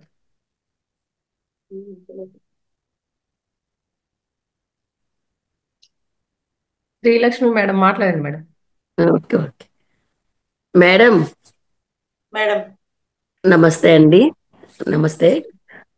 మీరు చెప్పారు కదా ఈశావాస్యోపనిషత్ అని, అంటే అది స్థితప్రజ్ఞత, అంటే కష్టం వచ్చినా ఒకలాగే ఉండాలి, సుఖం వచ్చినా ఒకలాగే ఉండాలి అనే కాన్సెప్ట్ మీద కదా అది, అదేనా మేడం? అది కొన్నిసార్లు మనం అధిగమించలేకపోతున్నాం మేడం, దాన్ని అనుకుంటాం. అవంతా కరెక్టే. నేను కూడా ఒక చిన్న స్టోరీ లెక్కన దాన్ని చదివాను, ఈశావాస్యోపనిషత్తు. కానీ దానిలో అది అంతవరకు మనం ఆచరిద్దాం అనుకుంటాం, కానీ ఆ సిచ్యువేషన్ వచ్చేటప్పటికి మనలో మనమే అంటే వీక్ అయిపోవడమో ఏదో సంథింగ్. దుఃఖం వచ్చినప్పుడు ఏడవండి మేడం, అయితే దాన్ని కంటిన్యూ చేయొద్దు. దాన్ని కంటిన్యూ చేయకూడదు. దుఃఖం ఉంటుంది, కష్టం ఉంటుంది, అన్నీ ఉంటాయి, అయితే దాన్ని కంటిన్యూ చేయకూడదు. కంటిన్యూ చేయకుండా ఇది నాకు ఎందుకు వచ్చింది, దీని నుంచి నేను ఏం తెలుసుకోవాలి, ఇప్పుడు నేను ఆనందంగా ఉండాలంటే నేను ఎలాంటి ఆలోచన చేయాలి, అట్లా ఎప్పుడైతే అనుకుంటూ ఉంటామో ఆ దుఃఖం కూడా మనకు ఆనందమే ఇస్తుంది, కష్టం కూడా మనకి సంతోషమే ఇస్తుంది. Thank you. అదే బాధ వచ్చినప్పుడు బాధపడండి, కోపం వస్తే కోప్పడండి, అన్ని చేయండి, బట్ దాన్ని కంటిన్యూ చేయకూడదు అనమాట. అది మన శరీరం మీద ఎక్కువ ప్రభావం చూపించకూడదు. ఎందుకంటే మనం మానవ శరీరంలో ఉన్నాము, ప్రతి ఒక్కదాన్ని నేర్చుకోవడానికి భూమి మీదకి వచ్చాం. సో భూమి మీదకి వస్తున్నప్పుడు మనం మోసుకొని వచ్చింది కష్టము, దుఃఖము, మోహము, బంధము, ఇవన్నీ మోసుకొని వచ్చాం. దేనికోసం తెచ్చుకున్నాము? దుఃఖం నుంచి బాధ వైపుకి ఎలా వెళ్ళాలి, కష్టం నుంచి సుఖం వైపుకి ఎలా వెళ్ళాలి అని తెలుసుకోవడానికి వచ్చాం. మరి దుఃఖం లేకుండా ఎలా ఉంటుంది? కృష్ణుడు ఏం పడలేదా కష్టాలు? కానీ అంతే. వాటిని ఎలా ఆయన మార్చుకున్నాడు? అట్లా అన్నమాట. సో నేను ఆనందంగా ఉండాలి అంటే ఈ దుఃఖం నుంచి ఇది ఎందుకు వచ్చింది, నేనేం నేర్చుకోవాలి, నేను ఆనందంగా ఉండాలంటే ఇప్పుడు ఏం చేయాలి, వెంటనే రావాలి మనకి, ఎక్కువ కాలం క్యారీ చేయకూడదు. ఫ్రస్ట్రేషన్ అనేది నాకే ఎక్కువసేపు వచ్చింది అని ఉంచుకోకూడదు. అనుకోకూడదు, నాకే వచ్చిందని అనుకోకూడదు, అదే. నాకు కూడా వచ్చింది అని అనుకోవాలి. అవునండి. అది స్థిత ప్రజ్ఞత అంటే. దుఃఖం లేకుండా ఉండడం కాదు మేడం, దుఃఖం ఉంటుంది, కానీ ఆ అంటే దుఃఖం స్థితప్రజ్ఞత అంటే కష్టం ఉన్నప్పుడు ఏడవడము, సుఖం ఉన్నప్పుడు నవ్వడము కాకుండా కష్ట సుఖాల్లో కూడా ఒకేలాగా ఉంటేనే వాళ్ళని అది స్థితప్రజ్ఞత అని అనుకుంటాం కదా. కానీ అది మనం మీరన్నది కరెక్టే. ఆ టైంకి మనకు కనిపించిన అందరికన్నా నేనే నయం కదా, ఇంతకన్నా ఇంకా బాగా బాధపడిన వాళ్ళు ఉన్నారని మళ్ళీ వెంటనే చేంజ్ అయిపోతూ ఉంటాము. కానీ అది కూడా అధిగమించడం ఎలాగా అనేది నా బాధ. దాన్ని కూడా రానియకూడదు దగ్గరికి అని. లేకపోతే నక్షత్రాల వెలుగు కనిపించదు. ఉమ్, ఆకాశం చీకటిగా లేకపోతే నక్షత్రాల వెలుగు కనిపించదు. దుఃఖం అవును. లేకపోతే ఆనందం విలువ తెలియదు. అవును. ఎప్పుడు ఆనందంగా ఉంటే బోర్ కొట్టేస్తుందండి బాబు. అవును. మైండ్ కూడా ఎదగదు ఇంకా. కంచం నిండా అన్నం పెట్టేస్తే ఇంకేముంది తినేస్తాం, పడుకుని పోతాం. కానీ ఆ అన్నం తెచ్చుకోవడం ఎలా, వండుకోవడం ఎలా, ఇవన్నీ అవును, చేస్తేనే కష్టం కదా. ఎప్పుడు కోరుకోకూడదండి, కష్టాన్ని దుఃఖాన్ని ఎప్పుడు కోరుకోకూడదు. ఎప్పుడు కూడా నిత్య నూతనమైన ఆనందంతో ఉండాలి. నేను ఆత్మస్థితిలో ఎదగాలి అంటే చాలా మంది తెలియక ఏంటంటే కష్టాల ద్వారానే మనిషి రాటు తేలుతాడు, కష్టాల ద్వారానే సుఖాలు వస్తాయని చెప్పిన అనుకుంటారు. అంటే మనం తెలియకుండా కష్టాన్ని చేసి తెచ్చుకుంటున్నాం. వద్దు, ప్రతి ఒక్కటి కూడా పరిస్థితులు, కష్టాలు దుఃఖాలు కాదు, పరిస్థితులు. ఈ పరిస్థితి నాకు ఎందుకు వచ్చింది, దీని నుంచి నేను ఏం నేర్చుకోవాలి, దీంట్లో కూడా ఆనందంగా ఉండంటే నేను ఏం చేయాలి. లక్ష్మి మేడం పాల పొంగులాగా ఉండాలి. ఎగ్జాంపుల్ గా అంతే. చెప్పాలంటే అది అంతే. మనసులో మోయకూడదు, పాల పొంగులాగా ఉమ్, ఉండాలి. అదే. రావాలి, వెళ్ళాలి, అంతేగాని కంటిన్యూ మెయింటైన్ చెయ్యొద్దు. అప్పుడు మెయింటైన్ మనము చేయాలి. మన చైతన్య స్థితిని చేరుకోలేము, అదే ఆత్మస్థితిని. ఇలా. Okay madam, thank you. Masters ఇంకెవరికైనా ఏమైనా డౌట్ ఉన్నా మేడం సబ్జెక్ట్ గురించి, లేదంటే మీకు సంబంధించి ధ్యానపరంగా అలా అన్మ్యూట్ చేసుకొని మాట్లాడండి మాస్టర్స్.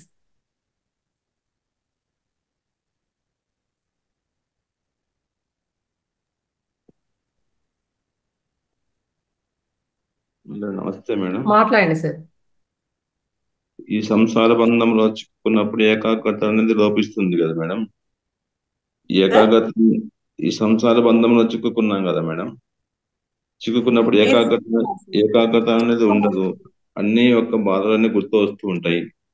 ఎంత ప్రయత్నం చేసినా గానీ ఇవి మాయ అనేది ఎప్పుడు కూడుకుంటూనే ఉంటుంది. అయితే మేడం ఇంట్రడక్షన్ లోనే ఉంది సార్ బాధ అంటే మన ఆలోచనలు మన పరిస్థితులు ధ్యానంలో కూర్చున్నప్పుడు ఇంకా ఎక్కువ అవుతాయి. అవి ఎక్కువైనప్పుడు ఏంటంటే అది గెలుస్తుందా నేను గెలుస్తున్నా అని ఒకటి పెట్టుకొని దాన్ని ఓడించి మనం గెలవాలి. ధ్యానం చేస్తేనే అది సాధ్యం అవుతుంది. అలా మాట సార్, మీరు చెప్పిన ఫస్ట్ వర్డ్ ఏంటంటే సంసార బంధంలో చిక్కుకొని ఉన్నాము అని చెప్పి అన్నారు. ఒక మాట చెప్తాను సార్, బంధంలో ఉండాలి, బంధనంలో కాకూడదు. అన్ని బంధాల్లో ఉండాలి, కానీ ఆ బంధనాలు అంటే మనల్ని బంధించకూడదు. First thing. ఇక్కడ మీరు నాది నాది అనుకుంటున్నారు కాబట్టి మీరు చిక్కుకొని ఉన్నారు. నాది కాదు అని వదిలేయండి.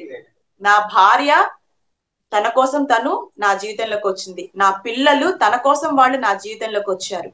మనం ఎవరిని ఉద్ధరించడానికి రాలేదు, మనల్ని మనం ఉద్ధరించుకోవడానికి వచ్చాము. మనల్ని మనం ఎప్పుడైతే ఉద్ధరించుకుంటామో ఆటోమేటిక్ గా అన్ని ఉద్ధరింపబడతాయి. సో స్వీయ కళ్యాణమే లోక కళ్యాణం. అది సార్. ఇంకేదన్నా అడగండి. మీ ఫస్ట్ సెంటెన్స్ బంధాలు చిక్కుకొని ఉన్నామన్నారు, దానికోసం చెప్పాను. బంధాలు ఉండాలి కానీ బంధనాలు ఉండకూడదు, బంధించుకోకూడదు. మనల్ని మనం బంధించుకున్నాము, గమనించుకోండి. నేను నాది మేము మాది అని పట్టుకొని ఉన్నారో మీరు గమనించుకోండి, దాన్ని వదిలేయండి. మాయ ఉన్న చోటికి మనం వచ్చాం సార్, మన చుట్టూ మాయ లేదు. మనము ఆ మూల చైతన్యం నుంచి మాయ ఉన్న చోటికి, భూమి మీద మాయతోటే సృష్టింపబడింది. ఎందుకు? మాయ ఉన్నప్పుడే నువ్వు ఎదగగలుగుతావు, నువ్వేంటో తెలుసుకోగలుగుతావు, నీ యొక్క ఆత్మ చైతన్యాన్ని బయటికి తీసుకురాగలుగుతావు. సో మాయ కూడా, నేను చెప్తా, మాయ కూడా మాస్టరే. మా ఆయ కూడా మాస్టరే, స్ట్రిక్ట్ మాస్టర్ అన్నమాట, మిలిటరీ ట్రైనర్, మిలిటరీ ఆఫీసర్. అదే మేడం. అది సార్. Thank you madam. మా ఆయను కూడా ఇష్టపడండి. ఈ మాయ నాకు ఏ పాఠాన్ని నేర్పించడానికి వచ్చింది, దీని నుంచి నేను ఏం నేర్చుకోవాలి, నేర్చుకున్నారంటే ఆ మాయ మిమ్మల్ని వదిలేస్తుంది, ఏది పట్టుకొస్తుంది. మనం పట్టుకుంటే తప్ప ఏది పట్టుకోదు. చెప్తారు కదా, చెట్టుని పట్టుకొని చెట్టు నన్ను వదలట్లేదని చెప్పి అన్ని అంటారంట గురువు గారు. మనం పట్టుకున్నాం, అది మనల్ని పట్టుకోదు, ఏది మనల్ని పట్టుకోదు. మనం పట్టుకుంటేనే బంధించబడతాం సార్. అదే Yes. Thank you madam. Okay sir, thank you. అంటే మేడం ప్రతిదీ కూడా మనము అంటే మన లైఫ్లో కష్టాలు కానీ మన ఫ్యామిలీలో ఉన్న వాళ్ళవి కూడా అవి మనం తీసుకోవడానికి ప్రయత్నం చేస్తాం కానీ వాళ్ళ లైఫ్ పర్పస్ డిజైన్ చేసుకునే వస్తారు, మనది కూడా అలాగే వస్తాం మనం. కాకపోతే ఆ జ్ఞానం అనేది లేక మనం ఏమనుకుంటామంటే అరే వాళ్ళకి వచ్చినాయి మనం తీరవాలి, ఎలా తీరవాలి ఇలా అనుకుంటూ వాళ్ళ చైతన్యమే కాదు మనది కూడా ఆ, అంటే అంటే మనది ఎనర్జీ కూడా లాస్ అయిపోతుంది మేడం దానివల్ల, మన ఆత్మస్థితి కూడా. అయితే వాళ్ళ డిజైన్ పర్పస్ లో వచ్చారు కాబట్టి వాళ్ళు అనుభవించవలసిందే, వాళ్ళు తీసుకొని ఇష్టపడి తీసుకొనే వస్తారు ప్రతిదీ, మనం కూడా అలాగే వస్తాం. అది ఎలా మేడం. బయటపడాలో మార్గం చెప్పాలి, అవసరమైతే సహాయం చేయాలి, కానీ ఇన్వాల్వ్మెంట్ ఉండకూడదు, దాంట్లో మనం దూరిపోకూడదు. అవును అవును. Yes. ఒక చిన్న ఎగ్జాంపుల్ చెప్పాలి అంటే 15 days నుంచి మా వారికి కంప్లీట్ హెల్త్ బాగలేదు. 15 days నుంచి మెడిటేషన్ చేయమంటే కళ్ళు మూసుకొని కూర్చుంటాడు, చేస్తాడో లేదో నాకు అర్థం కాదు. అయితే ఈ 15 days నుంచి కూడా నేను ఎక్కడ ఆ ఆ దిగులు పడ్డం కానీ కుంగిపోవడం కానీ రానివ్వలేదు. వస్తున్నా, నేను కుంగితే నా ఆరోగ్యం చెడిపోతుంది, నేను ఈ కుటుంబాన్ని నా ధర్మం ఏదైతే నేను పాటించలేను. సో నేను ఇంట్లో అన్ని పనులు చేసుకుంటూ కంప్లీట్ గా షాప్ చూసుకుంటూ వచ్చానన్నమాట. ఆయన్ని చూసుకుంటూ, పిల్లల్ని చూసుకుంటూ, ఇంట్లో బాధ్యతలు చూసుకుంటూ, షాప్కి వెళ్ళి షాప్ను కూడా చూసుకుంటూ కంప్లీట్ గా బ్యాలెన్స్ చేసుకోవాలి. ఎక్కడో ఎన్నోసార్లు ఆయన కండిషన్ కి ఒకసారి ఎమర్జెన్సీలో కూడా వెళ్లాల్సి వచ్చింది, 4-5 హాస్పిటల్స్ తిరగాల్సి వచ్చింది.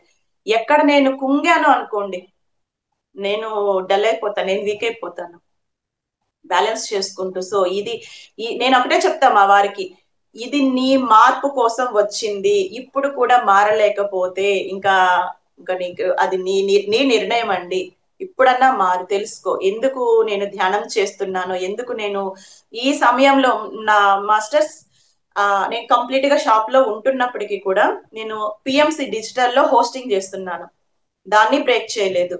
నిజానికి నాకు నిన్న హెల్త్ బాగాలేకుండా, నిన్న సాయంత్రం ఈవినింగ్ హెల్త్ బాగాలేకుండా వచ్చింది, సెషన్ ఒప్పుకున్నాను, మా సార్ క్యాన్సిల్ చేసుకున్నాను. నో వే, నేను క్యాన్సిల్ చేసుకుని నేను చేసి తీరాల్సిందే. నా దాకా ఒక వర్క్ వచ్చిందంటే అది నేను చేయగలిగితేనే వస్తుంది కదా, నేను ఎందుకు క్యాన్సిల్ చేసుకోవాలి అట్లా. అంటే ఇక్కడ నేను ఏం చేస్తున్నాను, బంధంలోనే ఉంటున్నా, వాటికి బంధించుకోవడం లేదు. మా హస్బెండ్ ని చూసుకుంటున్నాను, హాస్పిటల్స్ తిరుగుతున్నాను, ఎమర్జెన్సీ అవసరమైతే మొత్తం నేనే చూసుకున్నాను, అన్నీ చేస్తున్నాను. కానీ ఎక్కడ ఇంత కూడా కుంగడం లేదు. ఎక్కడ కుంగుబాటు వస్తుంది, వెంటనే బాధ వస్తుంది, దుఃఖం వస్తుంది, భయం వస్తుంది, నువ్వు జాగ్రత్త, పిల్లలు జాగ్రత్త అనే మాటలు కూడా మాట్లాడారు, వస్తుంది. ఏడ్చేసాను, మళ్ళీ వెంటనే బ్యాలెన్స్ చేసుకున్నాను, లోపల ఇక్కడ ధైర్యాన్ని కోల్పోనివ్వకుండా.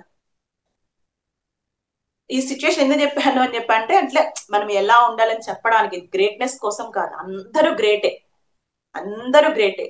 నేను చేయగలిగితే అందరూ ఎందుకు చేయలేరు, నేను అదే అనుకుంటా. ఒక మాస్టర్ చేశారంటే నేను ఎందుకు చేయలేకపోతున్నాను, చేయలేకపోతున్నానంటే అది నాలో లోపమే అవుతుంది, పెంచుకుందాం, నా లోపం నేను సరి చేసుకుందాం, అట్లా. అది సార్.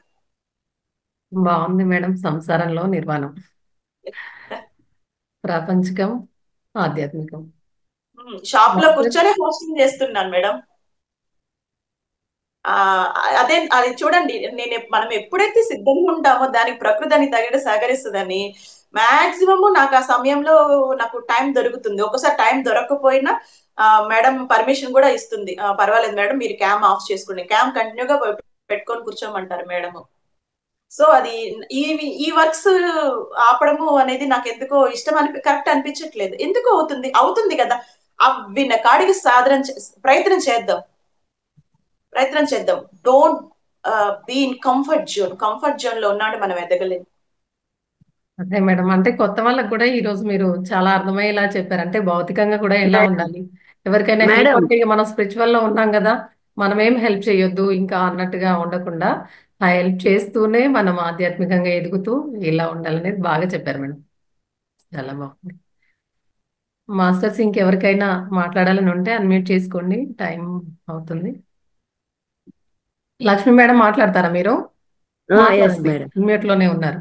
మేడం ఇప్పుడు ఆవిడ చెప్పింది ఇన్సిడెంట్ మాత్రం 100% కరెక్ట్ మేడం.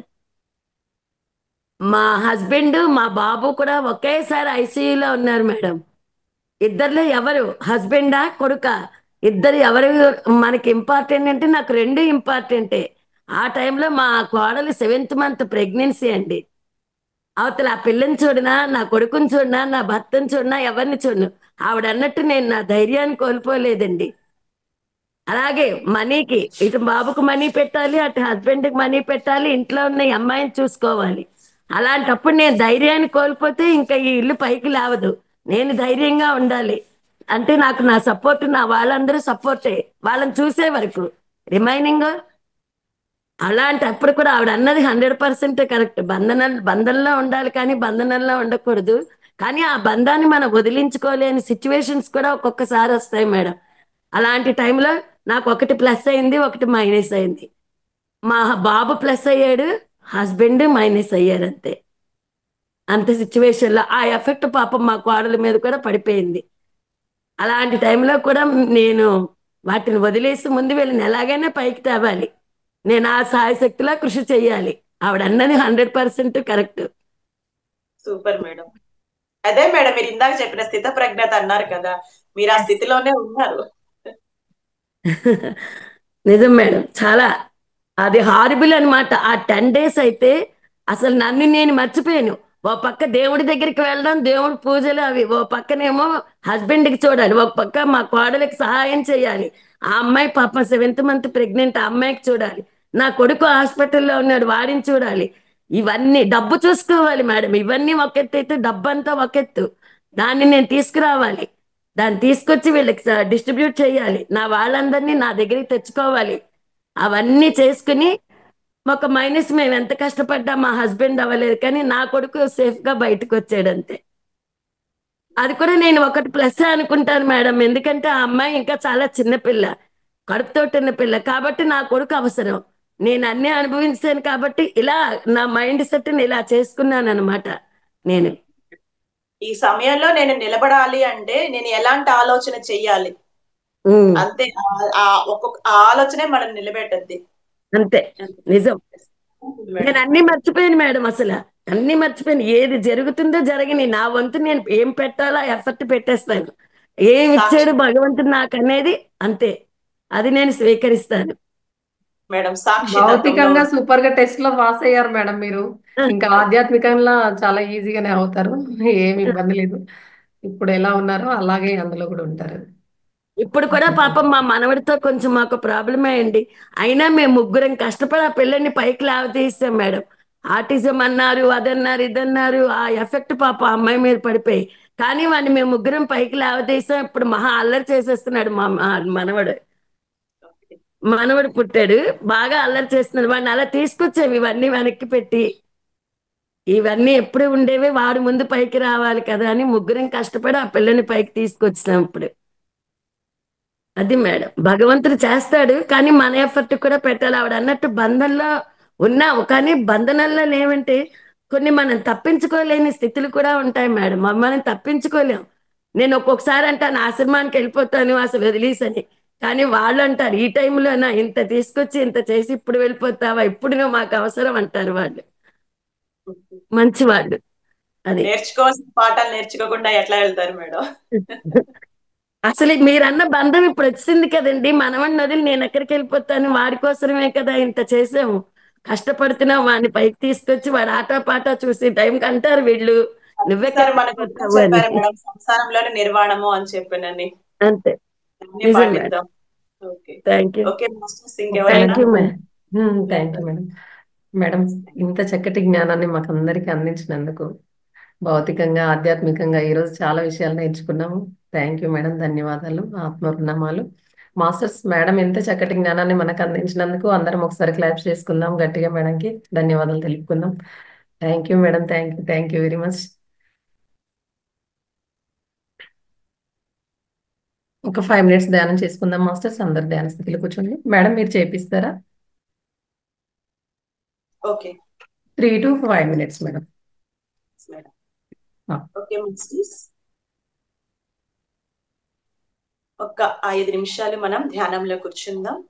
ఎందుకు అంటే ఏదైనా క్లాస్ వినే ముందు, క్లాస్ విన్న తర్వాత మెడిటేషన్ ఎందుకు చేయమని చెప్తారు అంటే, ఇది మన సనాతన ధర్మంలో కూడా గుడికి వెళ్ళొచ్చిన తర్వాత ఒక 5 నిమిషాలు కూర్చోండి అని చెప్పంటే అదేదో సాంప్రదాయం అనుకొని కూర్చొని లేస్తున్నాం కాదు.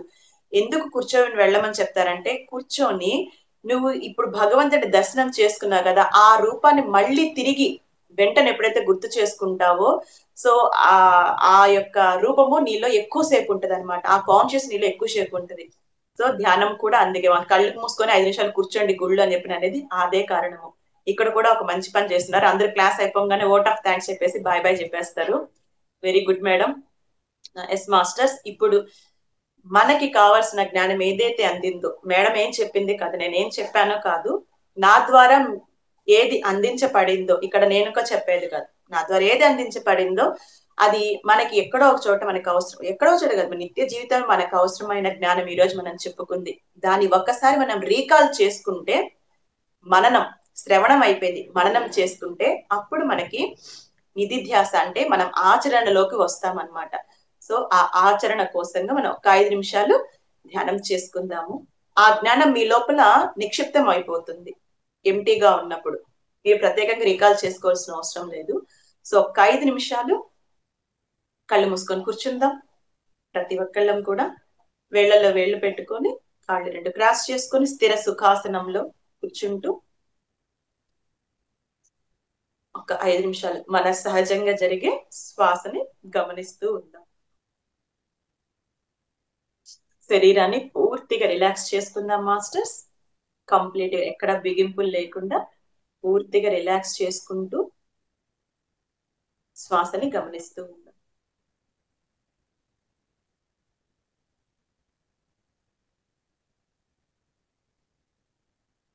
చాట్ బాక్స్ లో థ్యాంక్స్ చెప్పిన వాళ్ళందరికీ కూడా థ్యాంక్ యూ. Yes masters.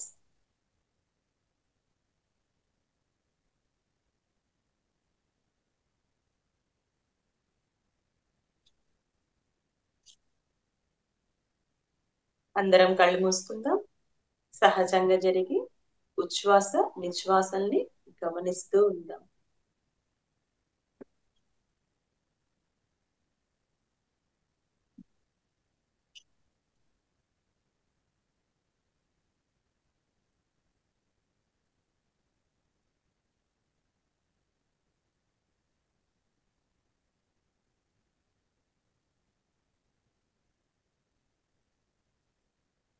మన శ్వాసించేటప్పుడు కేవలం ఆక్సిజన్ మాత్రమే తీసుకుంటాం మాస్టర్స్. ఎప్పుడైతే మనం దాన్ని గమనిస్తామో ఆ శ్వాస కాస్త ప్రాణశక్తిగా మారిపోతుంది, కాస్మిక్ ఎనర్జీగా మారిపోతుంది. అందుకే శ్వాసని గమనించండి, గమనించండి.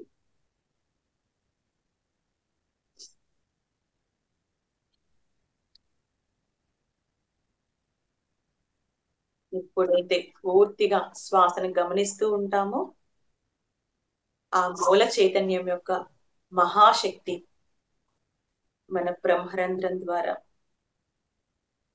మన అన్ని శరీరాలను శక్తివంతం చేస్తుంది. ఆ ఎరుకతోటి శ్వాసని గమనిస్తూ ఉంటాం.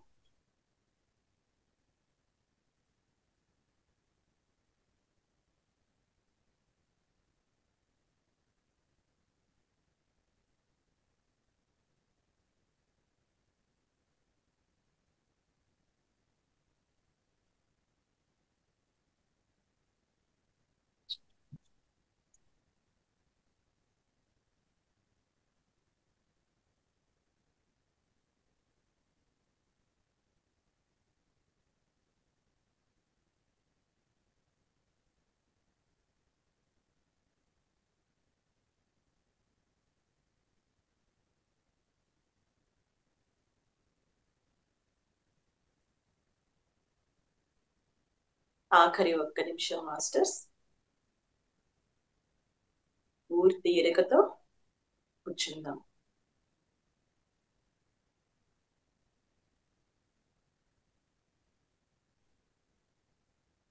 ఎప్పుడైనా మనం ధ్యానం చేసేటప్పుడు ఒక చిన్న చిరునవ్వు మన ఫేస్ లోకి వచ్చేటట్లు చేసుకుందాం మాస్టర్స్.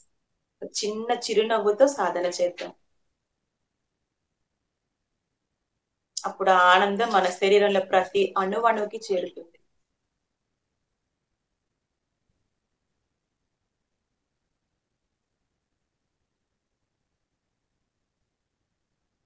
ఆది శంకరాచార్యులు చెప్తారు, నేను ఏది కాదు, కేవలము చిదానంద స్వరూపాన్ని అని. నేను చిదానంద స్వరూపాన్ని. ఆ స్మైల్ ని ఎప్పుడు కూడా వదలద్దు మాస్టర్స్. ఆ ఆనందాన్ని ఎప్పుడు వదలద్దు. సీరియస్ గా అస్సలు ధ్యానం చేయొద్దు. హాయిగా, ఆనందంగా, ప్రశాంతంగా, రిలాక్స్ గా, పూర్తి రిలాక్స్ గా శ్వాసని గమనిస్తూ ఉన్నాం.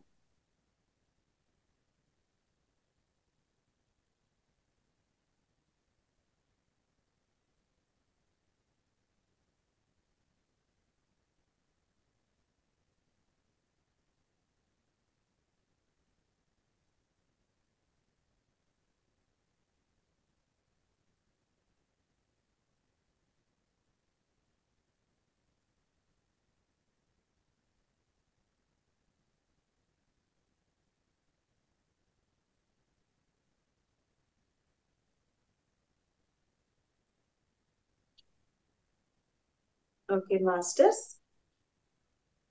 నెమ్మదిగా ఎరుకులోకి వద్దాము. రెండు చేతులు విడదీసి కళ్ళ మీద పెట్టుకుందాం. 5, 4, 3, 2, 1, 0. చేతుల్ని చూస్తూ చిరునవ్వుతో కళ్ళు తెరుద్దాం.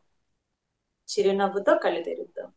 ఓకే మాస్టర్స్, మనకి ఇంత అద్భుతమైన ధ్యానాన్ని, జ్ఞానాన్ని, ఇంతమంది ఆత్మ బంధువులని ఈ సమస్తమైన సృష్టిలో నువ్వు ఒక భాగానివి, నువ్వు ఒక మనిషివి కాదు, సమస్త చైతన్యానివి. సో మన ఆలోచన విధానాన్ని లిమిటెడ్ నుంచి అన్లిమిటెడ్ కి తీసుకువెళ్ళిన మన బ్రహ్మర్షి పితామహ పత్రిజీ గారికి హృదయపూర్వక ధన్యవాదాలు తెలుపుకుంటూ, మరి మహావతార్ ఫౌండేషన్ వారికి, ఈ జూమ్ లో పార్టిసిపేట్ చేసిన మాస్టర్స్ అందరికీ కూడా thank you. Thank you madam. Thank you. ఆత్మ ప్రణామాలు madam. Thank you. Thank you masters. అందరూ జూమ్లో పాల్గొన్న ప్రతి ఒక్కరికి మళ్ళీ రాత్రి 9 గంటల క్లాస్లో కలుసుకుందాం. అంతవరకు సెలవు. బాయ్.